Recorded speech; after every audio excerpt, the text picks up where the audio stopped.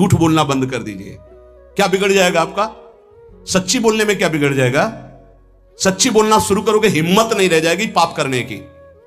ये जो पाप करने की तुम्हारी हिम्मत पड़ रही, झूठ बोलने के कारण पड़ रही। नहीं, असत्य संपातक पुंजा, सबसे बड़ा पाप झूठ बोलना। उससे क्या होता है? हर चीज हम छुपाना चाहते हैं। किससे? उस सर्वज्ञ परमात्मा से, गुरुदेव से। नहीं, झूठ नहीं। नाम इसीलिए नहीं चल पा रहा। थोड़ी दिन नाम चलाएंगे, छूट जाएगा, क्योंकि आप झूठ बोलते हैं, पापाचरण करते हैं। अगर नाम को चलाना है तो नारायण स्वामी जी कह रहे हैं, पहली बात मौन का आश्रय लीजिए, कम बोलिए, अधिकतर चुप रहना सीखिए, तभी नाम चला पाएंगे। जो कार्य कर रहे हैं आप उस पर ध्यान दें, उस कार्य को एकाग्रता पूर्वक करें, वाणी को मौन रखें, उस वाणी से धीरे धीरे नाम उच्चारण करें। कम से कम 24 घंटे में 4 घंटे मौन का तो सबको अभ्यास कर लेना चाहिए। 24 घंटे में 4 घंटे मौन का। तो ऐसे ऐसे बुद्धिमान हो कहेंगे हम 6 घंटे मौन रहते हैं। कब? बोले जब सोते हैं तब। आप 4 घंटे करो, हम 6 घंटे मौन रहते हैं। 24 घंटे में हम 6 घंटे मौन रहते हैं। बहुत बुद्धिमान है। बोले आप 4 घंटे कहते, हम 6 घंटे मौन रहते हैं। तो कब आप मौन रहते हैं? बोले जब सोते हैं तो 6 घंटे सोते हैं, मौन ही रहते हैं उस समय। मौन जागृत की कह रहा हूं, 4 घंटे का। नारायण स्वामी के बहुत बड़े महापुरुष हुए, तुम 4 घंटे मौन का अभ्यास करो।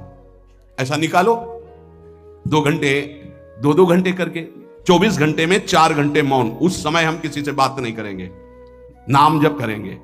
कार्य करो, कार्य करने के लिए मना नहीं कर रहे हैं। कम बोलो। आजकल लोग अपनी जीवनी शक्ति को बोलने के द्वारा बहुत नष्ट कर रहे हैं। व्यर्थ की बातें करते रहते हैं। 4 आदमी चल रहे हो, आप पीछे चलिएगा, सुनते, बेमतलब की बातें। नाम जब नहीं होगा वो डिलीट नहीं होंगी, वैसे ही बनी रहेंगी। अगले जन्म के लिए तैयार हो रहा है। इसलिए नाम यदि सिद्ध करना है, नाम का फल लेना है, नाम का आनंद लेना है, तो वृथा भाषण बंद करो, बेकार की बात बंद करो। जितना कम बोलने से काम चल जाए उतना। सामने वाले को बोलने दीजिए, आप बीच में नाम चल रहा है, जी नाम चल रहा है। जब कोई आवश्यक बात हुई, पवित्र शब्द बोल दिया, नहीं चुपचाप सुनो। उसको लग रहा है कि आप संभाषण कर, मान लो रिश्तेदार है, नातेदार है, मित्र, अब आप व्यवहार में हैं, आप सीधे ये तो नहीं कह सकते हमसे बात मत करो। नहीं, हाँ बात कीजिए, लेकिन आप कम बोलिए, उसको बोलने दीजिए, आप नाम जप कीजिए। जरूरत भर बात कीजिए। बात में भगवान की चर्चा हो तो कोई बात नहीं, अगर प्रपंच की चर्चा है तो बचने की कोशिश कीजिए। अपने संबंधियों, अपने दोस्तों, अपने व्यवहारियों से व्यवहार, दोस्ती, संबंध शिथिल कीजिए, तभी नाम में प्रीति होगी। अगर ये कि अब हमारे दोस्त आ गए हैं तो फिर वो दोस्त छूट जाएगा नाम, अब बातें शुरू हो गई प्रपंच की। धन्य है ऐसी बुद्धि जो प्रियजनों से भी संभाषण केवल भगवत वाक्यों का, अन्यथा नहीं। इसीलिए इस मार्ग को वर्ण करना बहुत कठिन है। एक ऐसा तुम्हारा निवास स्थान होना चाहिए अलग, जिसमें अपने रिश्तेदार, नातेदार, व्यवहारियों का प्रवेश ना हो। आपकी शैया अलग होनी चाहिए। अगर नाम जापक नाम सिद्ध करना चाहता है, नाम का फल लेना चाहता है, नाम निरंतर चलाना चाहता है, तो जिस आसन पर आप बैठते हैं उसी में प्रपंची, विषयी, संसारिक वृत्ति वाले बैठेंगे तो भजन की वृत्ति नहीं बन पाएगी। एक ऐसा, वैसे होते हैं घरों में बैठने वालों का अलग, लेकिन साधन कक्ष अलग होना चाहिए अपना।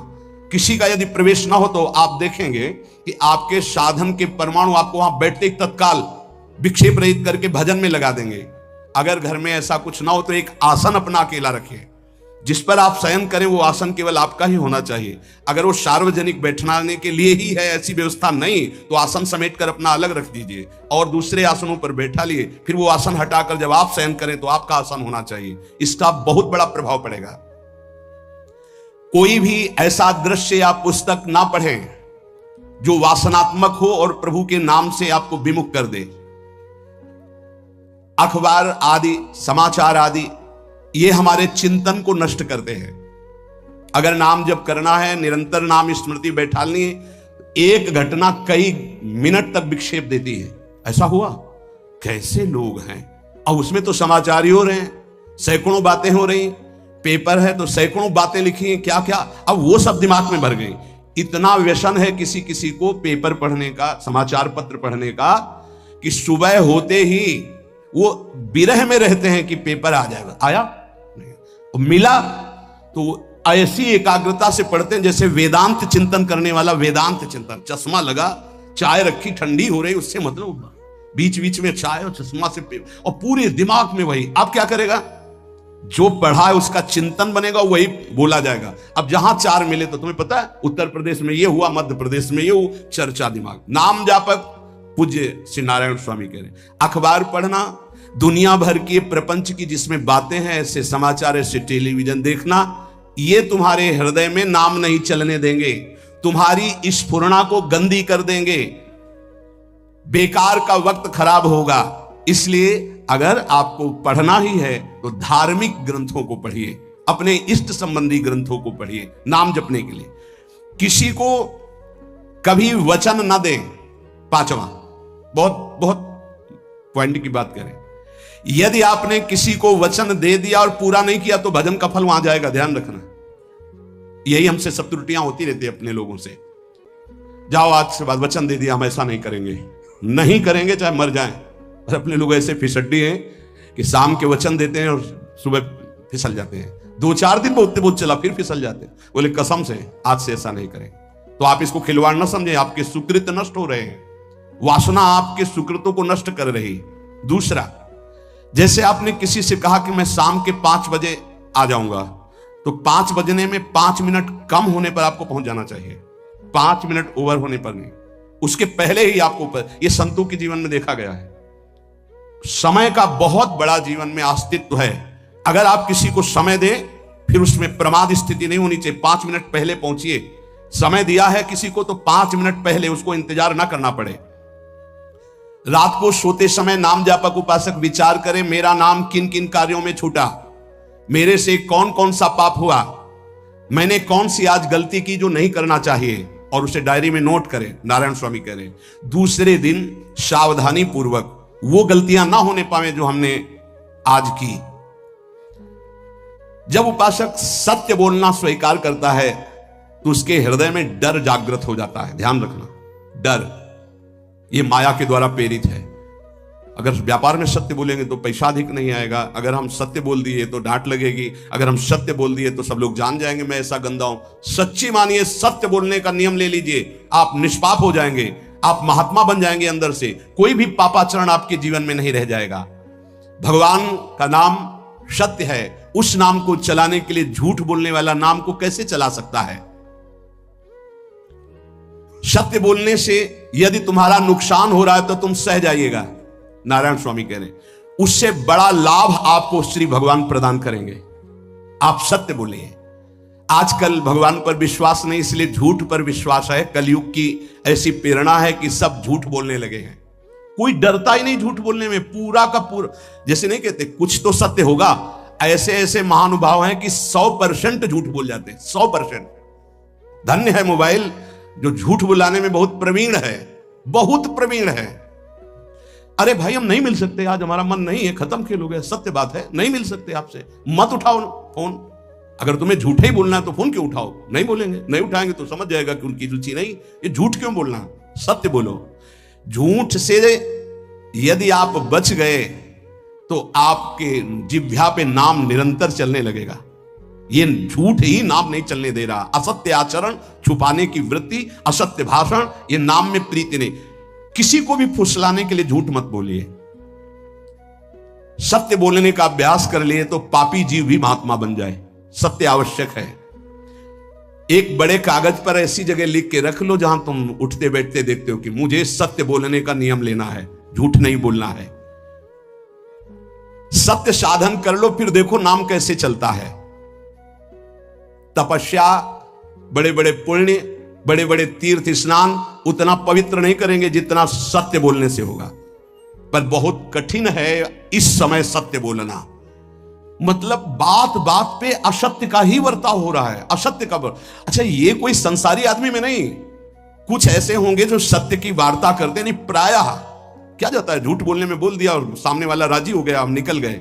लेकिन सत्य ना होने के कारण आप में सत्य आचरण, सत्य स्वरूप भगवान का नाम, भगवान को कहा गया सत्य नारायण, वो नाम नहीं चलेगा। भजन करने का पहला साधन है सत्य बोलना, जबान से सत्य बोला जाए। और भजन की संख्या प्रारंभ में जरूर लेनी चाहिए। यदि 10 माला का नियम लिया, 20 माला का नियम लिया, तो उसे निर्वाह करो। जैसे यहां शरणागति मंत्र मिलता है तो 11 माला प्रारंभ में दी जाती है कि आपको करना ही है, ज्यादा हो जाए वो ठीक, 11 से कम नहीं। वो कभी जीवन में नहीं, अपने जीवन में गुरु आज्ञा 11 माला तो करनी है, हर समय करना है। पर ये मन थोड़े दिन तो नियम में चलेगा, इसके बाद छोड़ देगा। दीक्षा तब लेनी चाहिए जब गुरु आज्ञा पे चलने की हिम्मत हो, नहीं तो ऐसे ही नाम जपो करो। जब नियम मिल गया 11 माला तो चाहे प्राण निकल जाए, हमको 11 माला पूरे करने हैं, प्राण निकलने तक गुरु आज्ञा का पालन करना है। यदि आप नाम जप अधिक मात्रा में नहीं करेंगे तो जो आपको नाम मिला है उसका फल आपको अनुभव में नहीं आएगा। क्यों? क्योंकि नाम का हिस्सेदारी होती है, भजन की हिस्सेदारी होती है। जैसे किसी ने प्रणाम किया, वो भजन लिया। गृहस्थी को इसीलिए मना किया कि रास्ते में परिक्रमा मार्ग में हलवा पूड़ी ये सब बट रहा है, हाथ मत फैलाओ। वो दान कर रहा है, सुकृत कर रहा है, और कोई दूसरे ले विरक्त आदि। आप अपने भूख मिटाने के लिए 4 रुपया के चना लेके भले पालो, लेकिन दूसरे के द्वारा दिया हुआ हलवा मत पाओ। यहां धाम आए हो, भगवत कमाई करने आए हो, यहां नाम जप करो, कष्ट सहकर परिक्रमा दो। हो सके 4 रुपए की वस्तु लेकर के आप पशु पक्षियों को पवा दो, किसी एक का पेट भर, तुम मत पाओ दूसरे का। तुम चाहो तो उपवास कर सकते हो, या प्राण पोषण के लिए रूखा सूखा थोड़ा खा लो। ये दूसरे के आराम से धाम में हम आए 2-4 दिन खूब खाए पिए नहीं, भागीदारी हो जाएगी तुम्हारे पुण्यों की। वहां ऐसे फ्री नहीं है कुछ। भजन का भागीदार राजा भी होता है, जिसके राज्य में रह रहे हैं। जो अन्न देता है वो भजन का, जो वस्त्र देता है वो भजन। इसीलिए गृहस्थ को कहीं कुछ भी स्वीकार नहीं करना चाहिए, ये बहुत ध्यान रखे। अगर आप कहीं तीर्थ साधु आश्रम कहीं जाते हैं, कोशिश कीजिए कि किसी से सेवा ना ले, और अगर सेवा ले तो उसके अनुसार फिर अर्थ दे दे। अगर आपने वहां भोजन पाया, पान पाया, तो उसके अनुसार सोच ले कि अगर हम इतना खरीदते तो कितने का मिलता, वो दे दिया तो आपका भजन बच गया। कभी आपको कोई प्रणाम नमस्कार करे, तत्काल बराबर प्रणाम करो। किसी को अपना भजन का हिस्सेदारी नहीं, सबका मंगल हो। ये भजन जितना बढ़ेगा तो आपको भगवदाकार कर देगा। दिन रात 24 घंटे में 21,600 श्वास चलती है। 21,600 श्वास में 6 घंटा तो सोने के चले जाते हैं, उस समय तो चेतना नहीं रहती। अब हमको अगर 21,600 नाम हमको जपने को मिल जाए तो हमारी हर श्वास सार्थक हो जाए। जो हम 5-6 घंटा सोते हैं उसमें जिनका अभ्यास है तो बात अलग है, नहीं तो वो व्यर्थ जाती है। तो हमें एक श्वास में कई नाम जपने का अभ्यास करना चाहिए, जिससे 200 माला फेरने पर ये 21,600 श्वासों की गणना पूरी होती है। अगर हम 200 माला का नियम ले तो इतना हो सकता है। तो हमें लगता है अगर हर समय माला नहीं ले सकते तो श्वास वाली माला बहुत अच्छी रहती है। श्वास में 4 बार खींचो, 4 बार नाम लेते हुए छोड़ो। दूसरा साधन, एक छोटी माला ले लें, जो आजकल तो काउंटर चला है। काउंटर में ज्यादा सुविधा संसार के क्रियाओं में रहने वालों को होती कि क्या अपनी जेब में डाल लिया। तीसरा साधन वो बहुत कठिन है, मन की वृत्ति से नाम जप करना। माला, श्वास और मन की वृत्ति, उसमें श्वास की भी गणना का ध्यान नहीं रहता, उसमें केवल चिंतन होता है, चल रहा है। पर ये आखिरी स्थिति होती, इसी के बाद वो परिपक्व अवस्था होता है। जिह्वा से धीरे धीरे नाम उच्चारण करते हुए, ये पहला अभ्यास है। प्रारंभिक को एकदम मानसिक में नहीं पहुंचने की चेष्टा करनी चाहिए, 2-4 नाम के बाद मन प्रपंच में फंसा देगा। दूसरा अभ्यास कंठ में, जैसे हम जिह्वा से राधा वल्लभ सिंह, राधा वल्लभ सिंह, राधा वल्लभ सिंह, इसे वाचिक जप कहते हैं। मंत्र नहीं होगा, ऐसे नाम होगा। फिर उपांश ऐसे, फिर कंठ से चलता है, फिर हृदय से चलने लगता है, फिर नाभि से चलता है। जिसका नाभि से चलने लगता है उसका परावाणी के द्वारा भजन, वो सिद्ध पुरुष कहा जाता है। 4 वाणी, परा, पश्चंती, मध्यमा, वैखरी। वैखरी जो बोल रहे हैं, जो कंठ से, फिर हृदय से पश्चंती, परा नाभि से, मूलाधार केंद्र से लेकर के संपूर्ण ब्रह्मांड में इसमें नाम गूंज रहा है, वो सिद्ध पुरुष का होता है। पहला अभ्यास जिह्वा हिला करके शुरू करें, राधा राधा राधा राधा। फिर कंठ से, कभी हमारे सदगुरुदेव भगवान को देखना, अगर कोई आ गया और बातचीत का हुआ तो यहां से तत्काल चलता दिखाई देता है ना, कंठ ऐसे ऐसे हिलने लगता है कंठ। अगर शांत बैठे तो फिर नहीं दिखाई देता। अगर कोई है आसपास तो इतनी तीव्रता लगन होती कि कहीं छूट ना जाए नाम। कंठ से विशिष्ट अभ्यासी का, फिर हृदय से परिपक्व अभ्यासी का, और नाभि से सिद्ध महापुरुष का। परावाणी से चलता है। अगर 1 वर्ष तक जिह्वा से अभ्यास किया जाए, ये मैंने किया है, नारायण स्वामी कहते हैं, तो दूसरे वर्ष में कंठ से प्रारंभ हो जाता है। 2 वर्ष कंठ से चले तो अगला हृदय से प्रारंभ हो जाता है, और हृदय से 3 वर्ष चले तो फिर नाभि से 7 वर्ष में नाम सिद्ध हो जाएगा। अगर नियम पूर्वक झूठ ना बोले, सत्य आचरण करे, ऐसे नाम जप करे। हम ये कहते हैं कि चलो थोड़ा धीमे ही सही, पर 12 वर्ष में तो आपको सिद्ध हो जाना चाहिए। 12 वर्ष, यहां बोले 30 वर्ष के 50 वर्ष हो गए साधन करते हो, जो कहते हो कोई परिवर्तन नहीं, इसका मतलब अंदर से नाम नहीं चलाया जा रहा, नाम में रुचि नहीं। 12 वर्ष में तो भगवत साक्षात्कार करके जागृत स्वप्न सुषुप्ति अवस्था पर विजय प्राप्त कर लेता है साधक। ऐसा ही स्वामी जी ने किया। नारायण नारायण नारायण नारायण नारायण, ऐसी सिद्धावस्था हो गई थी। एक टाट की लंगोटी, एक रस्सी कमर में, बस। बड़े ही उच्च कोट, और बहुत बड़े अरब खरबपति घर के बालक थे। सारी सिद्धियां उसके पैरों में लौटने लगती हैं, जिसका नाभि से भजन प्रारंभ हो जाता है, परावाणी से। अजपा जाप उसे ही कहते हैं जो नाभि से होता है। अजपा जाप करने वाले उपासक में जो अजपा जाप करने की चाह रखते हैं, पहला भोजन पर ध्यान दे। सात्विक भोजन, पवित्र भोजन। भाई नाम का स्वाद नहीं मिला तो कुछ लोग जो है बहुत प्रसन्न होते हैं जब संसारिक पदार्थ आता है। बड़ी कृपा श्री ठाकुर जी की रही है कि इस विषय पर जो है बहुत परिपक्व किया है। रोटी नहीं मिली, ये रबड़ी रसगुल्ला की तो बात जाने दो। गंगा का किनारा, गांव में जाना नहीं, जो आकाश वृत्ति से वह आ जाए वही। आप लोगों को तो रोटी तो मिल रही है।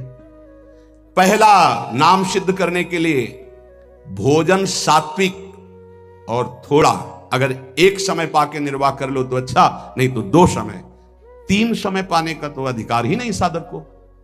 भगवान की बड़ी कृपा है, जब भूख थी तब था नहीं, और जब है तो भोजन नहीं पा सकते। वो बड़ा लीला बिहारी है। जब भूख थी तब भोजन नहीं, और जब भोजन है तो नियम कानून इसके लग गए हैं, ये इतना इतना। दूसरा, पहला भोजन पर पवित्र। देखो नाम जप के लिए बहुत आवश्यक है। यही जीवन है कि अगर आप नाम जप करने लगे तो हमारा बोलना, हमारा जीना सार्थक हो जाएगा। अगर नाम जप आपको करना है तो पवित्र भोजन होना चाहिए।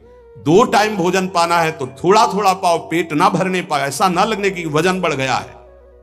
वजन बढ़ गया है तो भजन घट गया है, वजन घट गया तो भजन बढ़ गया है। देखो तुम्हारे संसारिक संबंधी माता पिता चाहेंगे कि तुम्हारा चिकना शरीर होना चाहिए, हष्ट पुष्ट होना चाहिए, लेकिन हम चाहेंगे कि तुम्हारा भजन पुष्ट होना चाहिए, भगवदाकार वृत्ति होना चाहिए। शरीर तो आज है, कल नहीं रहेगा, चाहे जितना चिकना कर लो। संसारिक माता पिता के प्यार में और गुरु के प्यार में यही अंतर है। वो आपके स्वरूप को पुष्ट करेगा तो शरीर तो अपने आप, मन प्रसन्न है तो वो स्वस्थ है, अस्वस्थ होने पर भी स्वस्थ है। अगर शरीर स्वस्थ है और काम वासना है, नाना प्रकार की चिंताएं, ये थोड़ी माता पिता दूर कर पाएंगे। वो तो तपस्या और साधना से ही दूर होती है, ध्यान रख लीजिए। अधिक भोजन पाना, शरीर को बहुत पुष्ट बलवान कर लेना, तो हर इंद्रियों को भोग देना पड़ेगा आपको। वो कोई तपस्वी होता है, जो तपस्वी होता है वो संयमी होता है, जो संयमी होता है उसके चर्बी नहीं होती, ध्यान रखना। युक्ताहार विहार से, प्राण पोषण के लिए केवल शरीर में अन्न जाए तब नाम में प्रीति होगी। खाते खाते अनेकों जन्म व्यतीत हो गए, वर्षों व्यतीत हो गए, अरे अब तो भजन कर लो, कहां तक खाओगे? ये नरक कुंड है, डाला विष्ठा बन गया। नींद, एक नियम बना लो कि इतना ही सोना है। पता नहीं सोने में कौन सा सुख, नींद में केवल एक बात का सुख होता है, आपका संसार का चिंतन नहीं होता, तो आप जो शांत रहते हैं वो सुख होता है, लेकिन वो तमोगुणी सुख है।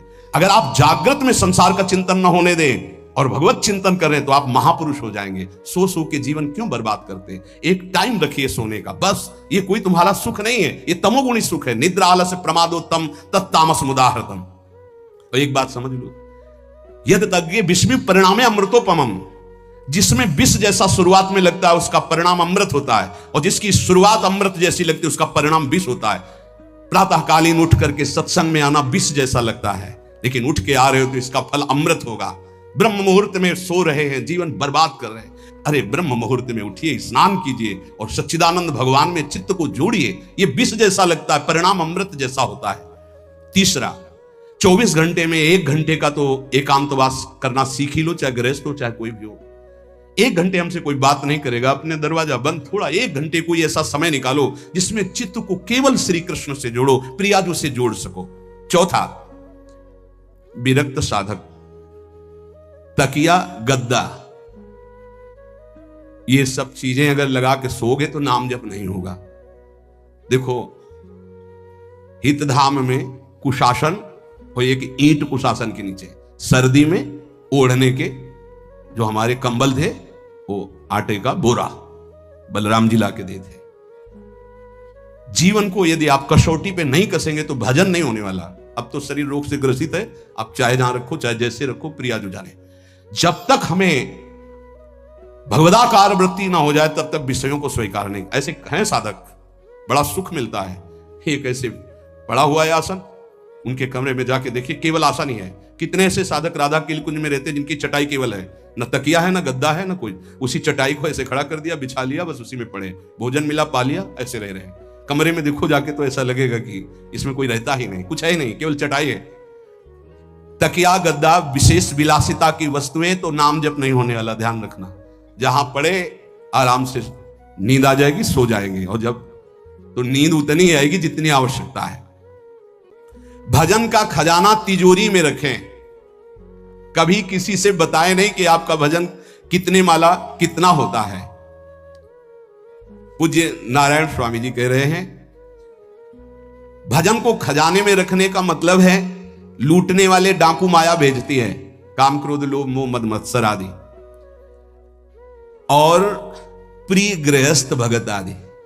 कैसे प्रिय गृहस्थ? स्वामी जी अब ये सब आप ही कहा है, बहुत बीमार है, आप देखना, ठीक है, दूसरे की दुख निवृत्ति करना संत का स्वभाव होता है, पर हम जिस मार्ग के पथिक है, हमारा कर्तव्य है, हमारे पास हमारे प्रभु के सिवा कोई नहीं, हमारा जो कुछ है वो प्रभु है। ए भैया, जैसा श्री जी चाहेंगे वही सब मंगल करेंगे, ये शब्द होना चाहिए, उससे उसका भी मंगल होगा, आपकी भक्ति पुष्ट होगी।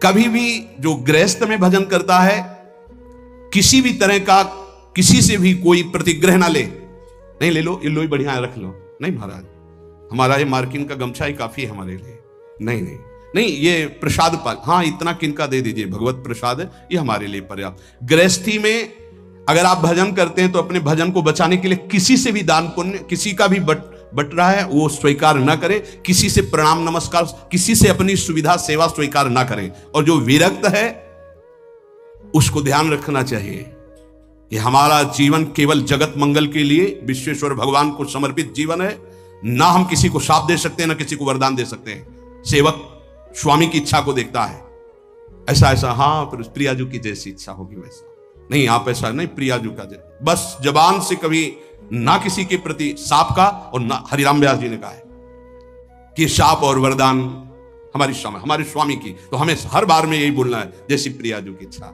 जैसी श्यामाजू की इच्छा। नहीं आप कुछ कह दीजिए तो राधा राधा राधा, नहीं कैसे मंगल होगा, आशीर्वाद दीजिए राधा राधा राधा, बहुत संभाल के। महात्माओं को इस बात में सावधान रखना चाहिए कि ये माया ममता का रूप धारण करके तुम्हारी तिजोरी को खाली कर देगी। खजाना लूटने के लिए माया बहुत अनुभवी महापुरुष है, सेवक के रूप में आती है, खास सेवक बनकर। आज तक जहां दगा हुआ है तो खास से हुआ है। जब वृक्ष कटने लगे तो आपस में बात की, भाई ऐसा कौन आ गया जो हमें काट सकता है? बोले हमारा कोई मिल गया। तो कुल्हाड़ में जो बेट है ना, बोले मिल गया कोई हमारा। खास बन करके आती है माया, सेवक सेविका रूप लेके। बहुत अनुभव की बात महापुरुषों की, मान लीजिए विरक्त जनों के लिए खास बात है। सेवक सेविका रूप रख करके माया आएगी। इसके बाद अगर आपने स्वीकार किया, फिर तुम सेवक होगे, वो स्वामी हो।